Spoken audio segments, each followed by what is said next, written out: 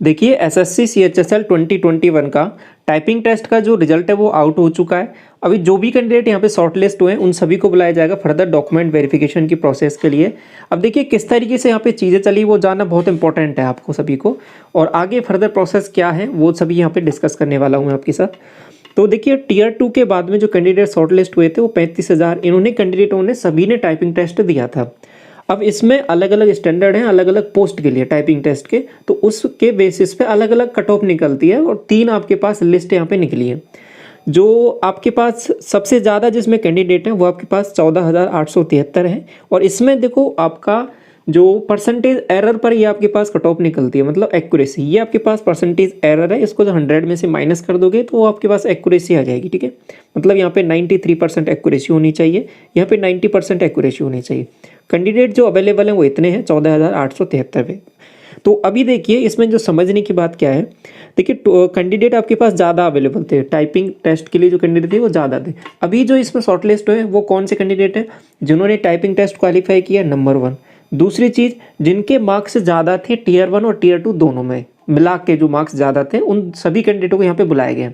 तो कहने का मतलब है कि कैंडिडेट शॉर्टलिस्ट हुए दोनों बेसिस पर, केवल टाइपिंग टेस्ट क्वालिफाई नहीं है, इसमें कैंडिडेटों की जो कट ऑफ के मार्क्स बढ़ा के वो भी कैंडिडेट यहाँ पे बुला लिए। ठीक है, तो समझ गए बात क्या किस तरीके से है ये लिस्ट बनी है।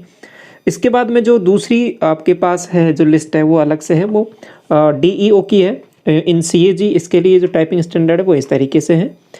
और ये देखो टाइपिंग के रिगार्डिंग जो भी क्या क्या क्राइटेरिया थे ये मैं पहले ही आपके पास जो ये टाइपिंग टेस्ट है पहले ही सब कुछ चीज़ें डिस्कस कर चुका हूँ, किस तरीके से चीज़ें यहाँ पे चलने वाली हैं। और ये आपके पास जो अदर देन CAG का है DEO डाटा एंट्री ऑपरेटर, उसमें इस तरीके से है कैंडिडेट यहाँ पे 1067 अवेलेबल है। ठीक है, अब जो इम्पोर्टेंट है कि आप अपने चेक कर पाओगे कितनी एक्यूरेसी आपकी थी, वो आपके पास चेक कर पाओगे अपने मार्क्स के साथ साथ आपका पूरा स्कोर कार्ड वो 23 तारीख से, ठीक है 23 मार्च 2023 से आप अपने चेक कर पाओगे लॉगिन करके। अभी देखिए क्या होने वाला प्रोसेस, इसके बाद में जो भी कैंडिडेट यहाँ पे जो मैंने लिस्ट आपके साथ टेलीग्राम चैनल पे शेयर कर दिया, तो वहाँ से उस लिस्ट में अपना नाम चेक करना है। तो उन सभी कैंडिडेटों के पास अलग अलग रीजन वाइज अभी आपके पास प्रॉपर शेड्यूल आ जाएगा।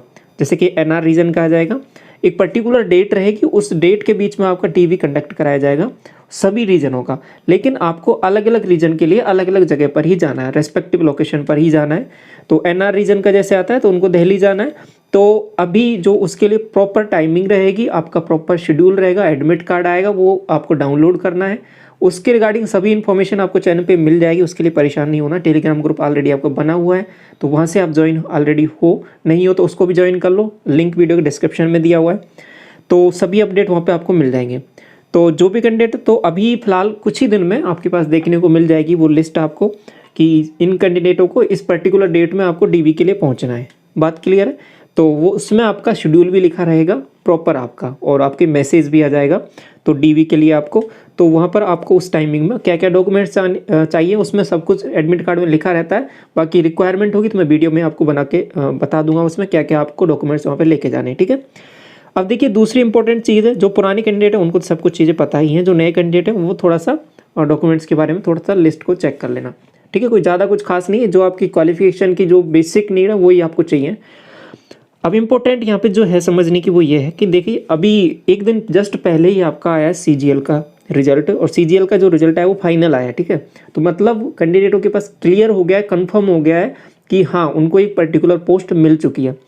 अब पूरे चांसेस हैं जो कैंडिडेट CGL का एग्ज़ाम देता है वो आपका CHSL का भी देता है, MTS का भी देता है, सभी एग्जाम्स वो देता है। ठीक है, ज़्यादातर केस में ऐसा ही देखा गया है। तो अब डेफिनेटली जो CGL क्रैक कर रहा है तो उसका CHSL में भी होगा नाम। ठीक है, तो अब जिनको ऑलरेडी पोस्ट मिल चुकी है, आपको पता है CGL की जो जॉब है वो आपके रेस्पेक्टिवली CHSL से थोड़ा बेटर मानी जाती है। तो जिनको जॉब मिल गई है और उनके हिसाब से मिल गई है जहाँ पे वो चाहते थे, तो अब केवल वो इसके लिए जा रहे हो कि DV में कि पहुंच जाए, तो वो आप स्किप करना चाहो तो कर सकते हो। ठीक है, करना चाहिए आपको, क्योंकि अगर आप स्किप करते हो तो वो जो पोस्ट है वो किसी और कैंडिडेट को मिल जाएगी। ठीक है, तो ये मेरा एक रिक्वेस्ट समझ लो, एक आप सजेशन एडवाइस जो भी आप समझना है समझ लो। तो ये एक कैंडिडेट की तरफ से कि अगर आप इसको स्किप करते हो, क्योंकि आपको जो जॉब चाहिए था वो आपको मिल चुका है और उससे बेहतर जॉब मिल चुका है CHSL से, तो आप इसको स्किप कर सकते हो।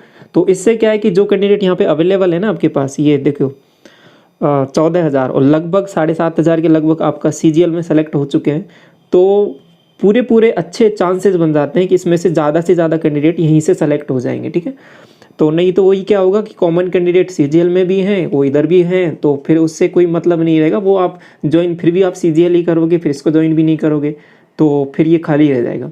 तो फिर उसका कोई ऐसा वेटिंग लिस्ट का भी इसमें कोई चक्कर नहीं है। तो इसको थोड़ा सा समझना है आपको इस चीज़ को। तो जिनको पोस्ट मिल चुकी है वो इसको ज़रूर आप स्किप करें, और तो और लोगों की हेल्प होगी ये डेफिनेटली। तो ये चीज़ें हैं इसमें, ठीक है। बाकी इसका PDF आप टेलीग्राम चैनल से डाउनलोड कर सकते हो। तो इस वीडियो में यहीं तक रखते हैं। Thank you so much.